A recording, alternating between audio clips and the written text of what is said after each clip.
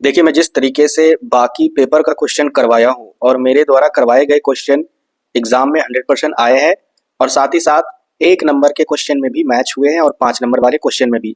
इसीलिए वीडियो को इग्नोर मत कीजिए, ज़्यादा लालच मत कीजिए कि कहीं से 2 प्रीवियस ईयर वाले क्वेश्चन पेपर मिलते हैं तो हम वहाँ से कर लेंगे तो भिड़ जाएगा। अगर बाई चांस 2 ही क्वेश्चन भिड़ा और बाकी 2 क्वेश्चन अगर आप नहीं पढ़कर जाओगे 4-5 क्वेश्चन के चक्कर में, तो फिर खामियाजा आपको भुगतना पड़ेगा। सेमेस्टर 1 के रिजल्ट को याद रखिएगा, भूलिएगा मत। नहीं तो फिर सेमेस्टर 2 में क्या हालात होगी वो मैं आपको बयां भी नहीं कर सकता। तो चलिए हम लोग यहाँ पर नेक्स्ट क्वेश्चन कवर करने वाले हैं। क्वेश्चन क्या आपका, भारत में वन अग्नि के कारणों एवं प्रभावों का वर्णन करना है। यानी भारत में जो जंगल में आग लग जाती है इसके बारे में आपको बताना है, इसके कारण क्या है, इसके प्रभाव क्या है। सबसे पहले हम लोग यहाँ पर कुछ इंट्रोडक्शन देखेंगे कि भारत में वन अग्नि यानी फॉरेस्ट फायर, इंग्लिश जरूर देख लीजिएगा, अगर कुछ अलग वर्ड में रहे इंग्लिश जरूर पढ़िएगा। फॉरेस्ट फायर एक गंभीर पर्यावरणीय और सामाजिक समस्या है जो देश के जंगलों और उनकी जैव विविधता को बड़े पैमाने पर प्रभावित करती है। यानी ये जो जंगल में आग लग जाती है इससे क्या होता है, सामाजिक तौर पर भी नुकसान होता है, साथ ही साथ जंगल में अलग अलग जो जीव रहते हैं, चाहे वो छोटे जीव से लेकर जो कीड़े मकोड़े हैं या फिर पक्षी है या फिर जो बड़े जानवर है, उन सभी जीवों को कहीं ना कहीं यह प्रभावित करता है जो जंगल में आग लगती है। इसीलिए यहाँ पर जैव विविधता बोली गई है, इनको प्रभावित करती है।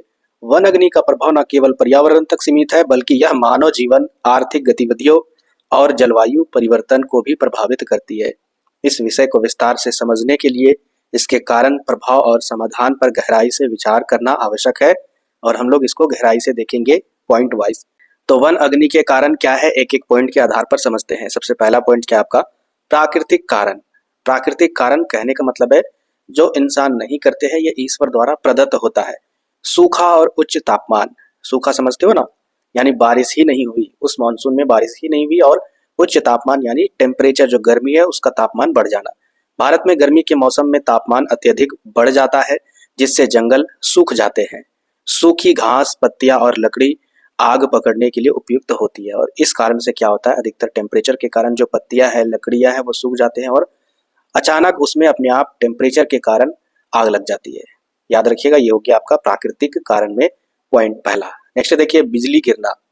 पहाड़ी और घने जंगलों में अक्सर बिजली गिरने से आग लग जाती है।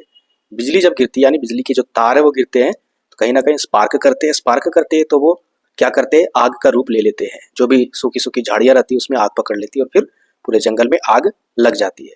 ये भी एक प्राकृतिक ही है क्योंकि कोई भी बिजली का तार खुद ब खुद नहीं गिराना चाहेगा। इसके बाद तेज हवाएं। सूखे पत्तों और लकड़ी पर तेज हवाओं के कारण रगड़ से चिंगारी उत्पन्न हो सकती है जो आग का रूप ले लेती है। आप लोग अपने घरों में सुने होंगे, आपके दादी वगैरह जो भी बोली होंगे कहानी के तौर पर, अचानक आग निकलती है उस पेड़ से तो वो बोलते होंगे कि ये भूत मुंह से आग निकालते हैं। ऐसा कुछ नहीं होता। होता क्या है कि वह चिंगारी फेंकती है जिस कारण से आग की लपटें उठती है, तो उस कारण से यानी तेज हवाओं से भी क्या होता है, आग लग जाती है जंगल में। इसके अलावा आग्नेय ज्वालामुखी, ये रीजन आपकी मर्जी, आप लिख सकते हो या फिर नहीं भी लिख सकते हो क्योंकि ये हमारे एरिया में इससे आग नहीं लगता है। ये ज्वालामुखी क्षेत्र जहां पर है वहां पर, वहां के जंगलों में आग लग जाती है। हालांकि भारत में सक्रिय ज्वालामुखी कम है परंतु वैश्विक संदर्भ में यानी पूरे विश्व के स्तर पर अगर आप देखिएगा वन अग्नि को आग लगने के रीजन में यानी कारण में, तो आप इसे भी ऐड कर दीजिएगा। लेकिन अगर भारत पूछे तो इसे ऐड मत कीजिएगा, याद रखिएगा। चलिए आगे देखते हैं। नेक्स्ट आपका मानव जनित कारण। अभी हमने देखा प्राकृतिक कारण, अब समझेंगे कि मानव जनित यानी मानव के द्वारा भी कभी कभी जंगलों में आग लग जाती है। कभी कभी क्या, मैक्सिमम बार मानव के द्वारा ही जंगल में आग लगती है। अवैध कटाई और खेती। सबसे पहला रीजन देखिए, अवैध कटाई और खेती। जंगलों को साफ करने के लिए कई बार किसान और स्थानीय लोग जानबूझकर आग लगा देते हैं। जंगल में बहुत सारे लोग खेती बाड़ी करते हैं और अपने खेतों को साफ करने के लिए जो भी खरपतवार है उसको आग लगाते हैं, लेकिन वो ये नहीं सोचते कि यह आग अचानक जंगल में अगर लग जाएगी तो फिर पूरे जंगल को यह बर्बाद कर देगी और इस कारण से भी कहीं ना कहीं मानव के द्वारा जंगल में आग लग जाती है। आगे हम लोग देख लेते हैं। नेक्स्ट आपका लापरवाही। ये पॉइंट क्या है भाई, तो पर्यटक यानी बहुत सारे लोग हैं जो जंगल घूमने के लिए आते हैं। हालांकि हमारे घर के पास में ही जंगल है, आपके घर के पास में ही होगा क्योंकि हम लोग गांव से बिलोंग करते हैं, मैक्सिमम झारखंड के लोग, तो हमें पर्यटक बनने की जरूरत नहीं है। लेकिन बाहर से लोग आते हैं घूमने के लिए, जंगल देखने के लिए, या फिर जो चारवाहे हैं जो जानवर को चराने के लिए आते हैं, या फिर स्थानीय लोग जंगल में जंगली आग को बिना बुझाए छोड़ देते हैं। ये कहीं ना कहीं एक लापरवाही है। जंगल में आग लगी हो, कोई ठंड के मौसम में आग जला दिया, अब उसको लोग बिना बुझाए चल देते हैं, तो वो क्या होता है, जंगल में आग लगने का एक कारण भी बन सकता है। आगे देखिए नेक्स्ट आपका औद्योगिक गतिविधियां, ये सबसे इंपॉर्टेंट चीज है। ये कहीं ना कहीं पूरे तरीके से बर्बाद करके रखा है जंगल को। खनन, खनन का मतलब जैसे खनिज को निकालने की प्रक्रिया, सड़क निर्माण और बिजली के तारों के गिरने से भी जंगल में आग लग सकती है। यानी बिजली के तार कैसे गिरेंगे, ये मानव के द्वारा अगर कुछ भी काम चल रहा है उसमें अगर बिजली के तार गिर गए तो आग लग जाती है, या खनन का काम चल रहा है, सड़क का निर्माण का काम चल रहा है, तो उस सिचुएशन में भी आग लग सकती है। तो औद्योगिक गतिविधियों के कारण भी आग लग जाता है। और ये लोग जब इंसान की अहमियत नहीं समझते हैं, इतने पैसे के लालच है बिजनेसमैन, तो भाई जंगल में आग लगा उससे किसी को फर्क पड़ने वाला है। लेकिन सच्चाई यही है, मैं इसलिए आपको बता रहा हूँ। चलिए आगे देखिए नेक्स्ट आपका आपराधिक गतिविधियां। कभी कभी माफिया या फिर असामाजिक तत्व जानबूझकर जंगलों में आग लगाते हैं। आपराधिक गतिविधियां में क्या है, कभी कभी जो माफिया होते हैं, जो डकैत होते हैं या फिर चोर होते हैं, वह असामाजिक तत्वों को जानबूझकर जंगलों में आग लगा देते हैं ताकि लकड़ी या अन्य संसाधनों का अवैध उपयोग किया जा सके। या फिर कुछ भी अगर जंगल में अवैध काम कर रहा हो तो जानबूझकर वह आग लगा देते हैं उस चीज को छुपाने के लिए, ताकि सबूत ही ना मिले। तो आपराधिक रीजन भी हो सकते हैं। तो ये हमने अभी कारण देखा, अब इसके प्रभाव देख लेते हैं कि आग जब लग जाता है तो क्या क्या नुकसान होता है। पहला देखिए पर्यावरणीय प्रभाव, यानी पूरे पर्यावरण में क्या इफेक्ट पड़ता है। जैव विविधता का नुकसान, यानी जो भी छोटे बड़े जीव रह रहे हैं जंगल में उसको नुकसान, उसको इसका इफेक्ट महसूस होता है, उसको सारा खामियाजा भुगतना पड़ता है। भारत में जंगल कई प्रकार के वन्य जीवों और पौधों का घर है। आग लगने से उनकी प्रजातियां पूरे तरीके से नष्ट हो सकती नहीं, हो जाती ही है। हमारे एरिया में जो जंगल था बहुत घना था, लेकिन जैसे ही आग लगी, 2-3 बार आग लगी, पूरे तरीके से खत्म हो चुका है, जंगल का नामो निशान नहीं है। आगे देखिए जलवायु परिवर्तन, यानी वन अग्नि से बड़ी मात्रा में कार्बन डाइऑक्साइड रिलीज होती है, CO2 गैस, और अन्य ग्रीन हाउस गैसें वातावरण में फैलती है, जिससे ग्लोबल वार्मिंग बढ़ती है। सीधा बात है, जैसे ही आग लगेगी CO2 गैस बढ़ेगा, जिस कारण से टेम्परेचर बढ़ेगा। जब टेम्परेचर बढ़ेगा तो उससे क्या होगा, मौसम पर इफेक्ट पड़ेगा, जलवायु में परिवर्तन होगा। आगे देखिए नेक्स्ट आपका मिट्टी का क्षरण। मिट्टी का क्षरण कहने का मतलब है मिट्टी की उपजाऊ शक्ति खत्म होना, मिट्टी को नुकसान पहुंचाना। आग के कारण मिट्टी की उर्वरक कम हो जाती है, पेड़ की जड़ें जलने से मिट्टी का कटाव भी बढ़ता है, तो ये भी इफेक्ट होता है। इसके अलावा जल स्रोतों पर प्रभाव, यानी जंगल की आग जल धाराओं और भूमिगत जल स्रोतों को भी प्रभावित करती है। जी हाँ, मैंने इस आंसर को पढ़ा ना जब एडिट करते समय, तो उस समय देखा कि यार ये भी होता है, हमें पता नहीं था, रियल में नहीं पता था। मैं आपको सच्चाई बयां कर रहा हूँ कि जंगल में आग लगने से जो जल स्रोत होता है, यानी पानी खोदाई करने से जो निकलती है ना, बोरिंग वगैरह या फिर कुएं खोदने से, ये जो है ना वो कम हो जाएगा अगर आपके एरिया के जो जंगल है उसमें आग लग जाएगी। ओवरऑल अगर देखा जाए, जिस एरिया में अगर पेड़ पौधे ज्यादा है, स्वाभाविक बात है कि वहां पर, यानी जंगल वाला इलाका की मैं बात कर रहा हूँ, अगर उसमें पेड़ पौधे हैं अभी अच्छे तरीके से, तो वहां पानी की कमी नहीं होती है।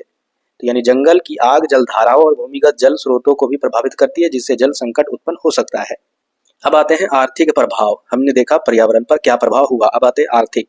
लकड़ी और वन उत्पादों की हानि हो जाती है। जंगल से मिलने वाला लकड़ी, गोंद, औषधि, पौधे और अन्य उत्पाद आग में नष्ट हो जाते हैं। जंगल में बहुत सारी औषधि होती है, अभी भी आप देखिएगा, आप अगर बीमार हो ना, दवा खाते रहोगे नहीं ठीक होगे। लेकिन ऐसे ऐसे जो पौधे हैं ना जंगल में, आप उसे अगर सेवन कीजिएगा, उसको काढ़े के रूप में पीजिएगा, निश्चित तौर पर आपका बीमारी ठीक हो जाएगा। लेकिन और वो बीमारी हमेशा के लिए ठीक होगा, बार बार नहीं होगा। दवाई से देखिएगा कि 6 महीने बाद फिर बीमार पड़ जाओगे। यानी जंगल में ये सारे औषधि, दवाई, पौधे जो भी है वो नष्ट हो जाते हैं। इसके अलावे और सारे जो फल फूल भी उगते हैं, लकड़ी भी मिलती है, वो सारा लकड़ी भी जल जाता है पूरे तरीके से, या हानि हो जाती है। नेक्स्ट देखिए पर्यटन पर असर। जंगलों में आग लगने के कारण पर्यटन उन स्थानों पर जाने से बचते हैं। यानी समझिए कि कोई झील है आपके एरिया में और वहां आग लग जाती है आपस में जंगल में, तो लोग जाना पसंद नहीं करेंगे, ठीक है, तो जिससे स्थानीय अर्थव्यवस्था पर नकारात्मक प्रभाव पड़ता है। इसके बाद सरकारी खर्च। आग बुझाने और पुनर्वास के लिए सरकार को बड़ी धनराशि खर्च करनी पड़ती है। हालांकि अभी तक मेरे एरिया में अभी तक कोई भी सरकार ऐसा पहल नहीं किया है। अब पता नहीं इस योजना के नाम से पैसा खा रहा होगा सरकार, वो पता नहीं है, लेकिन रियल में जब भी मेरे एरिया में, क्षेत्र में आग लगी, कोई बुझाता ही नहीं था, किसी को किसी से मतलब नहीं है, आग जले या किसी का घर जले। आज तक मैंने एक टैंकर भी बुझाने वाला नहीं देखा है। अब यहाँ पर बात लिखी गई है तो आपको लिखना होगा। अब यहाँ पर आते हैं सामाजिक और स्वास्थ्य प्रभाव। अब सामाजिक और स्वास्थ्य पर भी या क्या इफेक्ट डालता है वो देखिए। मानव जीवन पर खतरा है जब जंगल में आग लगती है। जंगलों के आसपास रहने वाले लोगों के जीवन और संपत्ति को आग से बड़ा खतरा होता है। यानी जो भी जंगल के आसपास में रहते हैं, आग लगने से हो सकता है उसका घर भी जल जाए, उसका खेत बाड़ी में जो भी चीज़ है वो भी जल जाए, संपत्ति भी नुकसान हो सकता है। इन सभी चीज़ों का खतरों का सामना करना पड़ सकता है। साथ ही साथ हो सकता है कि वातावरण जब दूषित हो जाएगा तो वो बीमार भी पड़ सकता है, यानी सांस की बीमारी, स्वास्थ्य समस्याएं वगैरह, ये सारी चीज़ें भी हो सकती है। और इसके अलावा आजीविका पर भी असर होता है, यानी ग्रामीण क्षेत्रों में लोग जंगलों पर ही निर्भर होते हैं। आग लगने से उनकी आजीविका प्रभावित होती है। अभी भी बहुत सारे ऐसे जनजाति लोग हैं जो जंगल से ही सारा कुछ, अपना भोजन हो गया शिकार करके या फिर फल फूल वगैरह, ये सारी चीज़ें वो इकट्ठा करके जीवित रहते हैं। और अगर जंगल जल जाएगा, कहीं ना कहीं उसके जीवन के साथ भी कहीं ना कहीं ये दुर्व्यवहार होगा, उसके लाइफ में ये इफेक्ट पड़ेगा। आगे देखिए वन अग्नि की रोकथाम के उपाय। अब इसके रोकथाम के लिए क्या क्या उपाय है, ये भी जानना बेहद जरूरी है। सबसे पहले यहाँ पर देखिए पहला पॉइंट, जागरूकता अभियान। अभी भी लोग क्या करते हैं, जंगल में जब आग लग जाती है, मैं खुद बहुत ही छोटा था उस समय, मैं 6 या फिर 7 में होगा, पता नहीं ये क्या हो रहा है नहीं हो रहा है, इस सबसे मतलब कुछ नहीं था। बस पता चलता था कि जंगल में आग लगी है, तो जंगल की तरफ हम लोग नहीं जाते थे। घर वाले जो है वो बोलते थे कि उधर नहीं जाना, नहीं तो मार पड़ेगी।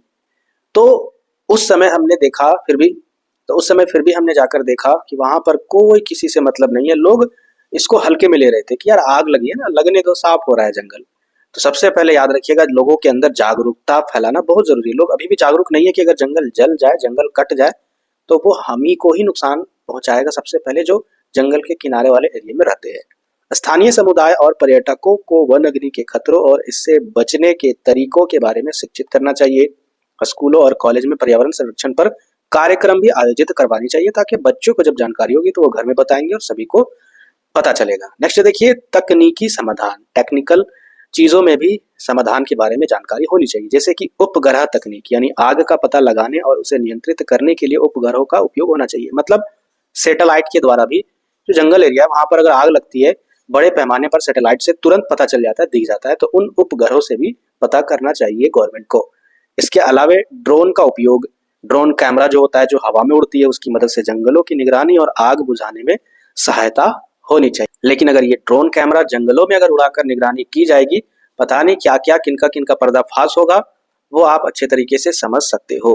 ठीक है, इसलिए ये सारी चीजें नहीं हो रही है। हालांकि जब आग लगती है तो ये चीज होनी चाहिए, सारे एरिया में पता होनी चाहिए कि कहाँ तक ये आग लग गई है और कहाँ तक जाने वाली है।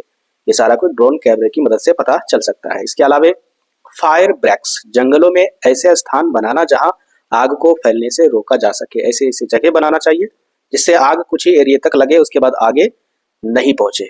चलिए ये तो हो गया रोकथाम के लिए।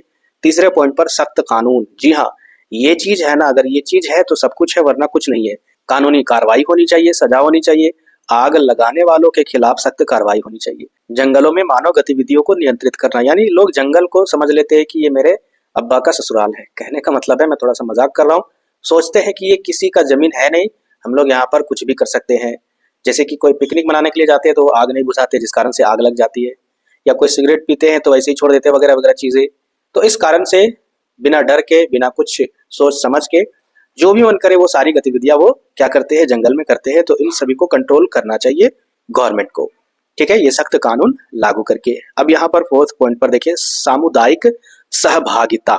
देखिए जंगल के किनारे अगर आप रहते हो, वहां के जो भी समुदाय या समाज के लोग रहते हैं, सबसे पहले आपको उस जंगल को बचाना चाहिए, क्योंकि सबसे पहले इफेक्ट आपको ही पड़ेगा। सारा लाभ आप ले रहे हो उस जंगल से, सरकार पर ही सारा कुछ निर्भर नहीं रखना चाहिए।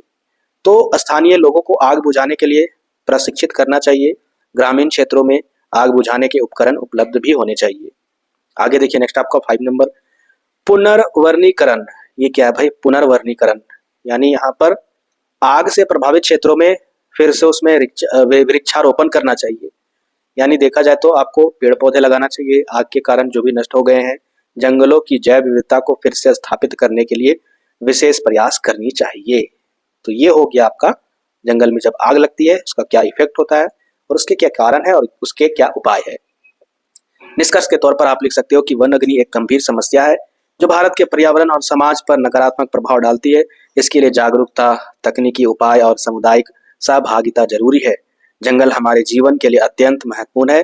हमें उनके संरक्षण के लिए हर संभव प्रयास करना चाहिए ताकि पर्यावरण संतुलन बना रहे और आने वाली पीढ़ियों के लिए प्राकृतिक संसाधन सुरक्षित रहे। चलिए अभी वीडियो को स्किप मत कीजिए, आराम से देखिए सिर्फ। आप कंबल के अंदर में सो रहे हो ना, बिंदास देखिए। सूखा पड़ने के प्रमुख कारणों तथा सूखे के प्रभावों को दीजिए। देखिए सूखा जब पड़ता है इसके क्या क्या रीजन है और इसके क्या क्या प्रभाव है ये भी देख लीजिए, क्योंकि देखिए 5 नंबर में पूछ सकता है और लॉन्ग में भी तो इम्पोर्टेंट है, बहुत ज्यादा इम्पोर्टेंट है। तो सबसे पहले सूखा के बारे में देख लेते हैं कि भाई ये है क्या, सूखा मतलब क्या होता है। एक ऐसी स्थिति जब किसी क्षेत्र में लंबे समय तक बारिश नहीं होती है, लंबे समय मतलब 6 महीने तक, साल भर तक बारिश ही नहीं हुआ, मतलब एक सीजन जो बरसात का आता है, मानसून का आता है, वो बारिश ही नहीं हुआ, या हो सकता है 2-3 सीजन ना आए, कुछ भी हो सकता है। इसलिए यहाँ पर लंबे समय तक लिखा गया है, कोई सीजन या मानसून नहीं लिखा गया है। तो लंबे समय तक बारिश नहीं होती है जिससे जल की कमी हो जाती है। भारत में सूखा एक गंभीर समस्या है जो कृषि, पर्यावरण और समाज पर गहरा प्रभाव डालता है। आइए सूखा पड़ने के प्रमुख कारणों और उसके प्रभावों को विस्तार से समझते हैं। चलिए देख लेते हैं। सबसे पहले सूखा पड़ने के प्रमुख कारण में प्राकृतिक कारण देखते हैं, यानी नेचुरल जो रीजन है उसके कारण सूखा होता है वो देखिए। कम वर्षा, यानी वर्षा ही बहुत कम हुई या फिर वर्षा नहीं हुई, 1 सीजन 2 सीजन, जिस कारण से सूखा हो सकता है। भारत के कई हिस्सों में मानसून के असफल होने या फिर अनियमित वर्षा के कारण जल संकट उत्पन्न होता है, यानी मानसून कई बार नहीं हुआ, नियमित तौर पर बारिश नहीं हुई, जिस कारण से क्या होता है, जल संकट होता है और सूखा होता है। इसके बाद जलवायु परिवर्तन, वैश्विक तापमान में यानी पूरे विश्व में जो तापमान है उसमें वृद्धि के कारण वर्षा के पैटर्न में बदलाव हो रहा है। अब देखिएगा कि कहीं ना कहीं पहले वर्षा जिस तरीके से जिस टाइम पर होती थी अब वैसा नहीं होता है। इसका रीजन है वैश्विक स्तर पर जो टेम्परेचर बढ़ रहा है ना, उस कारण से ये मौसम बदल रहा है। बिन बरसात मौसम वाला हाल, जिससे सूखे की संभावना भी बढ़ जाती है। नेक्स्ट देखिए भूजल का कमी, यानी अत्यधिक जल निकासी। जमीन के अंदर से हम लोग अत्यधिक जल की निकासी और भूजल पुनर्भरण में कमी के कारण जल स्रोत सूख जाते हैं। मतलब हम लोग जितना मात्रा में जल निकालते हैं, पृथ्वी धरती की जान निकाल देते हैं जल को निकाल कर, और दोबारा इसको इस जगह जल भरने में टाइम लगता है। अब इस कारण से इस प्रक्रिया में भी क्या होता है, सूखे की संभावना बढ़ जाती है। नेक्स्ट आते हैं दूसरे नंबर पर मानव जनित कारण। देखिए जितना आपको याद होता है ना उतना पॉइंट आप बना सकते हो, जितना आपके माइंड में आता है। देखिए यहाँ पर पॉइंट बनाने के लिए कोई किताब से पॉइंट ढूंढने की जरूरत नहीं है, ये तो आपके लाइफ से रिलेटेड चीज है ना। आप यहाँ पर खुद से पॉइंट जितना चाहो उतना बना सकते हो, जितना आपके अंदर कैपेसिटी एग्जाम में लिखने की, पॉइंट्स बनाने की। तो देखिए मानव जनित कारण में क्या कारण है, वनों की कटाई, यानी पेड़ों की कटाई से मिट्टी की नमी कम हो जाती है और वर्षा का स्तर प्रभावित होता है। यानी वनों की कटाई के कारण भी कहीं ना कहीं सूखा आता है। अत्यधिक जल दोहन, यानी सिंचाई और अत्यधिक गतिविधियों के लिए जल का अत्यधिक उपयोग जल संकट को बढ़ाता है। ज्यादा अगर हम जल का उपयोग करेंगे, जल का दोहन करेंगे, उस कारण से भी जल संकट की सामना या फिर सूखे की सामना करना पड़ सकता है। अनियमित कृषि पद्धतियां, अनियमित कृषि पद्धतियां का मतलब हो गया जैसे कि अधिक पानी की आवश्यकता वाली जो फसलें हैं, यानी ऐसी ऐसी जो खेती है जिसको करने में ज्यादा पानी की आवश्यकता होती है, वो खेती उन क्षेत्रों में नहीं करनी चाहिए जहां पर पानी की कमी है। जैसे कि गन्ने की खेती या फिर चावल की खेती, इनमें पानी की आवश्यकता बहुत ज्यादा होती है, बिना मानसून के यह खेती नहीं होगी, तो इसको उन क्षेत्रों में नहीं करना चाहिए जहां पानी की कमी है, जबरदस्ती नहीं करनी चाहिए। ठीक है। इसके अलावा देखिए जल प्रबंधन की कमी, जल संरक्षण और संचयन की प्रभावी योजनाओं का अभाव भी सूखा का कारण बनता है। अभी अगर आप देखिएगा जाकर राजस्थान में लोगों के जो घर है ना, वो छतों में जल संरक्षण के लिए अलग से ढलाई करके टैंकर बने हुए रहते हैं। वो पानी फिर किस तरीके से सप्लाई होकर, फिल्टर होकर फिर उनके घरों में जाते हैं, बारिश का पानी मैं बता रहा हूँ। तो इस तरीके से अगर सारे एरिया में होंगे तो कहीं ना कहीं जल का संरक्षण होगा, और इस पर बहुत सारी योजनाएं या फिर लोगों को जागरूक करने की जरूरत है। इस कारण से भी, अगर इसका प्रबंधन नहीं है, इस कारण से भी सूखा होता है। ठीक है। अब समझते हैं कि सूखे के क्या क्या प्रभाव है। तो सूखा का जो प्रभाव वो कृषि, पर्यावरण और समाज को प्रभावित करता है। सबसे पहले देख लेते हैं कृषि में।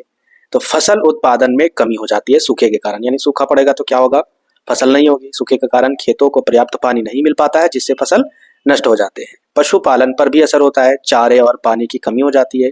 इस कारण से पशुओं को भी मृत्यु का सामना करना पड़ सकता है, यानी वो भूखे मर जाएंगे। इसके अलावा खेतीहर मजदूरों की भी समस्या, जो खेती बाड़ी करने वाले जो मजदूर है वो भी कहीं ना कहीं भुखमरी में चले जाएंगे। इस कारण से, सूखे के कारण खेती का काम बंद हो जाता है, जिससे मजदूरों की आजीविका पर भी संकट आता है। अब देखते हैं नेक्स्ट पॉइंट पर, पर्यावरण का प्रभाव। पर्यावरण पर प्रभाव, मिट्टी का क्षरण। पानी की कमी के कारण मिट्टी कठोर और बंजर हो जाती है, यानी मिट्टी अनुपजाऊ हो जाती है। पानी यानी सूखा हो जाता है, तब सूखा पड़ जाता है। जल स्रोतों का सूखना, यानी जो जल स्रोत है जैसे कुएं, तालाब या फिर जो भी आप करवाए हो अपने पानी को निकालने के लिए पृथ्वी के अंदर से, वो सारे स्रोत सूख जाते हैं। नदियां, झीलें और तालाब सूख जाते हैं जिससे जल जीवन प्रभावित होता है। जंगलों और वन्य जीवन पर असर।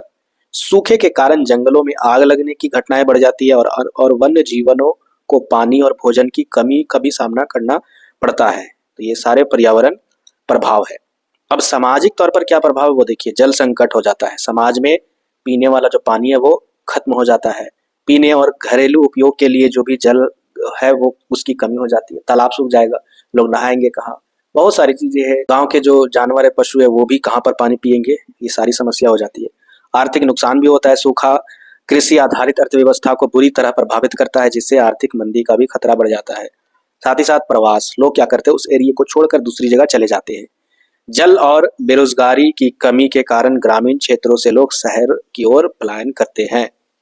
इसके अलावे स्वास्थ्य समस्या यानी सूखा, कुपोषण, जल जनित रोग और मानसिक तनाव का भी कारण बनता है। बहुत ही सटीक और सिंपल वे में मैं यहाँ पर पॉइंट को लाया हूँ, आप इसे लंबे तरीके से भी एक्सप्लेन कर सकते हो। फोर्थ नंबर देखिए, जलवायु और वैश्विक प्रभाव, यानी ये जलवायु को भी प्रभावित करता है, साथ ही साथ पूरे विश्व के स्तर पर भी प्रभावित करता है। कैसे भाई? सूखा पड़ने पर तो ग्लोबल वार्मिंग, इसका मतलब होता है कार्बन डाइऑक्साइड उत्सर्जन को बढ़ाता है जिससे जलवायु परिवर्तन की गति तेज हो जाती है। सूखा जब हो जाता है तो कार्बन डाइऑक्साइड जो है ना वो बढ़ती है और उस कारण से क्या होता है, ग्लोबल वार्मिंग होती है और इस कारण से मौसम पर इफेक्ट पड़ता है, ठीक है, जलवायु पर।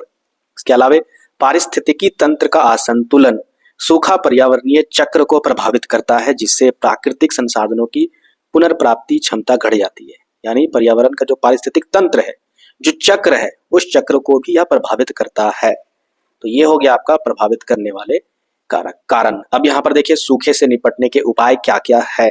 सबसे पहला जल संरक्षण, आपको जल को बचाना है ना कि उसको बहाना है। जल संचयन और संरक्षण तकनीकों को अपनाना चाहिए जैसे कि रेन वाटर हार्वेस्टिंग, ठीक है। इसके अलावा बहुत सारी चीजें, भूजल पुनर्भरण के लिए कृत्रिम तालाब और बांध बनवाना चाहिए।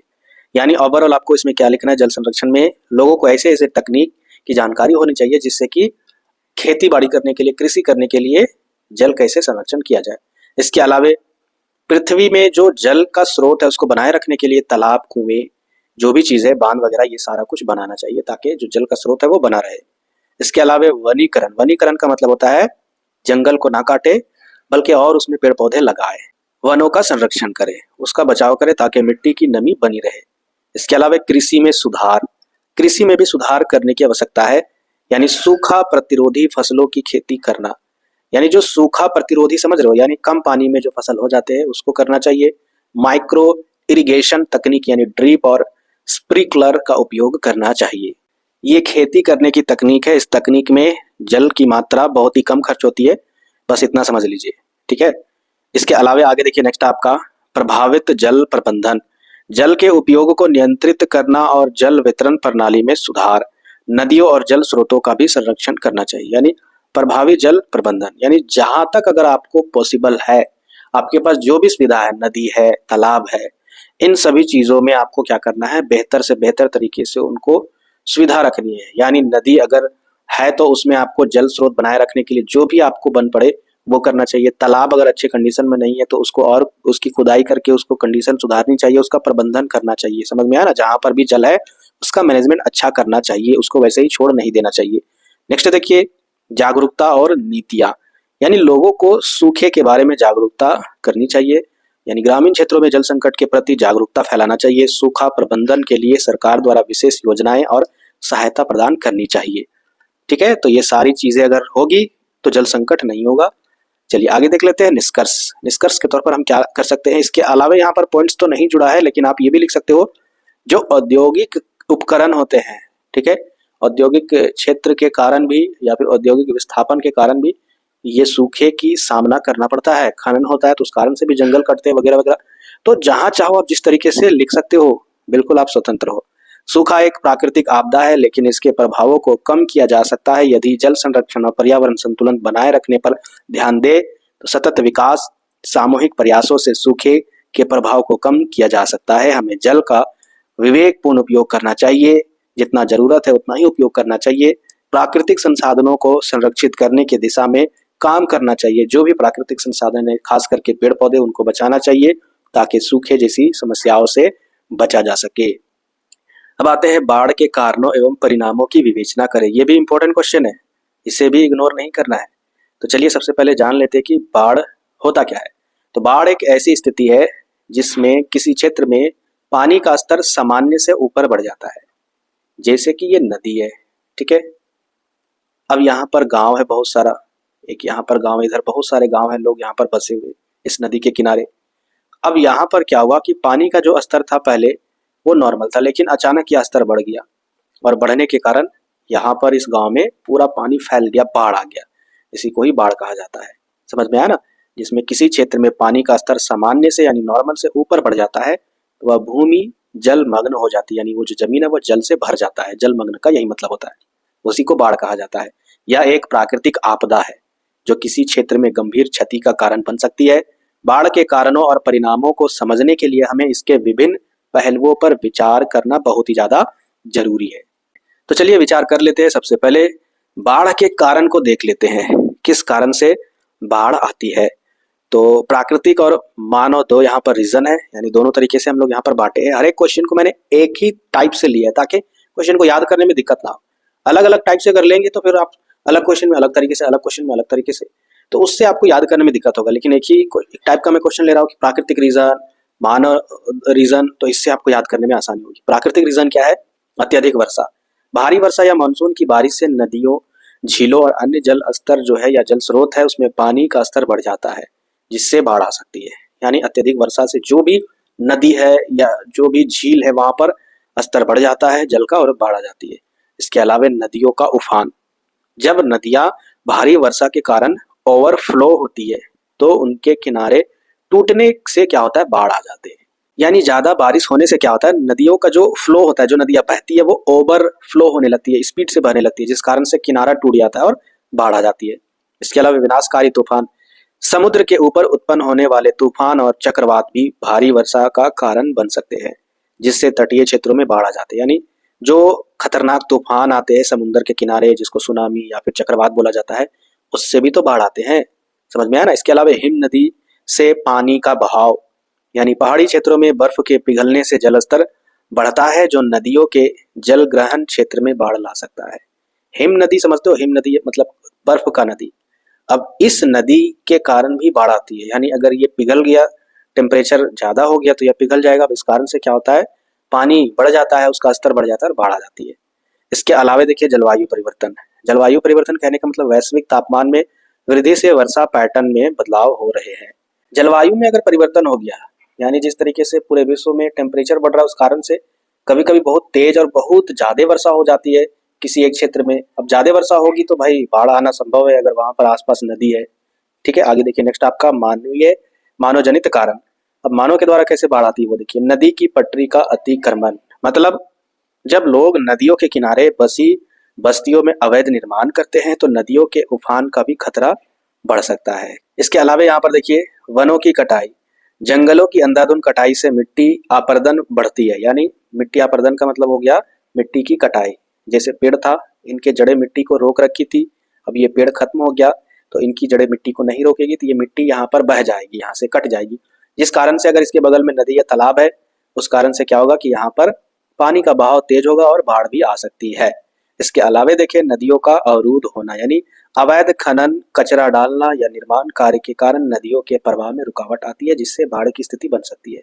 जैसे नदी में क्या होता है, अचानक लोग क्या करते हैं, कुछ खनन करना चाहते हैं, खुदाई करते हैं, या फिर नदी है ये, इसके किनारे कुछ खुदाई कर दी है तो यहाँ पर टूट जाएगा तो बाढ़ आ जाएगी और पूरे गांव को चपेट में ले लेगा। या इसके अलावा क्या होता है, लोग नदियों में क्या करते हैं, कचरा डालते हैं। कचरा डालने से क्या होता है, वह कचरा इतना ज्यादा भर जाता है जिसके कारण पानी का बहाव यहाँ पर रुकावट का काम होता है ये कचरे के द्वारा, और इस कारण से यहाँ पर क्या होगा, ये इधर कहीं ना कहीं अपना रास्ता बनाना चाहेगी और इससे बाढ़ की संभावना बढ़ जाती है।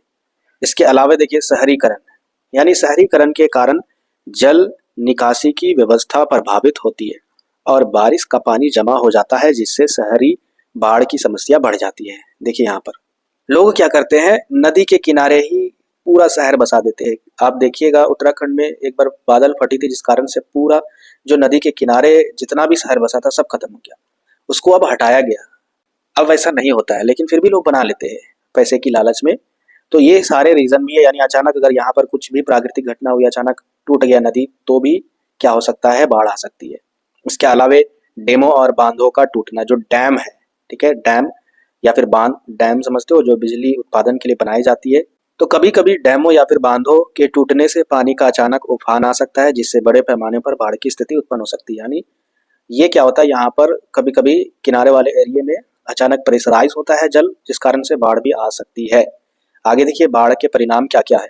सबसे पहला देखिए मानव जीवन पर इसका क्या असर होता है। बाढ़ के कारण मृत्यु और घायल होना, यानी बाढ़ में बहने से, मकान ढहने से या अन्य कारणों से बड़ी संख्या में लोग मरते हैं। नेक्स्ट देखिए स्वास्थ्य समस्याएं। बाढ़ के पानी में दूषित जल, कीड़े मकोड़े और बैक्टीरिया होती है, या फिर बहुत सारे लोग बहकर जानवर या फिर लोग मर जाते हैं, वो सड़ गल जाते हैं, जिससे बहुत सारी बीमारी फैलने लगती है, जैसे कि मलेरिया, हैजा वगैरह, और इससे स्वास्थ्य पर भी इफेक्ट होता है। इसके अलावा आवासीय नुकसान, मतलब बाढ़ के कारण हजारों घर बह जाते हैं, बर्बाद हो जाते हैं, टूट फूट जाते हैं, जिससे लोग बेघर हो जाते हैं। इसके अलावा मानसिक तनाव, यानी बाढ़ से प्रभावित लोग मानसिक रूप से तनाव में भी रहते हैं, आहत हो जाते हैं, लोग डिप्रेशन में चले जाते हैं, क्योंकि उनका घर बार सब कुछ लुट जाता है। इसके अलावा देखिए आर्थिक क्या प्रभाव है। कृषि और फसल का नुकसान होना, यानी बाढ़ से खेतों में खड़ी फसलें, जो फसल अच्छा खासा रहता है, वो भी फसलें पूरे तरीके से जल में भर जाता है, पूरे तरीके से फसल बर्बाद हो जाता है, ठीक है, भारी नुकसान होता है कृषि में। इसके अलावा संपत्ति की हानि, घर, दुकान, उद्योग और बुनियादी ढांचे, सारा कुछ बह जाता है, टूट फूट जाता है और नुकसान हो जाता है। इसके अलावा व्यापार और उद्योगों का भी नुकसान होता है, यानी बाढ़ से उद्योग और व्यापारों का भी संचालन ठप हो जाता है, जिससे अर्थव्यवस्था पर गहरा असर पड़ता है।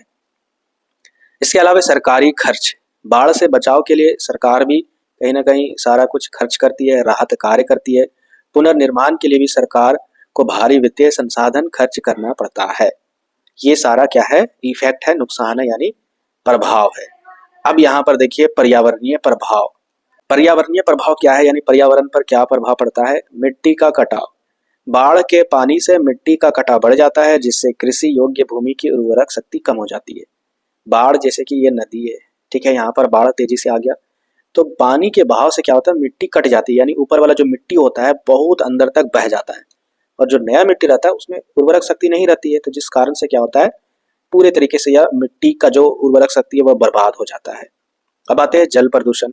बाढ़ के दौरान पानी में मल, गंदगी और रसायन मिल जाते हैं, जिससे जल स्रोत प्रदूषित हो जाता है। यानी जल जैसे ही बाढ़ आ जाता है तो वगैरह जो भी चीजें हैं, मल मूत्र वगैरह, वो सारा कुछ बहने लगता है, जिस कारण से क्या होता है, जल प्रदूषण हो जाता है।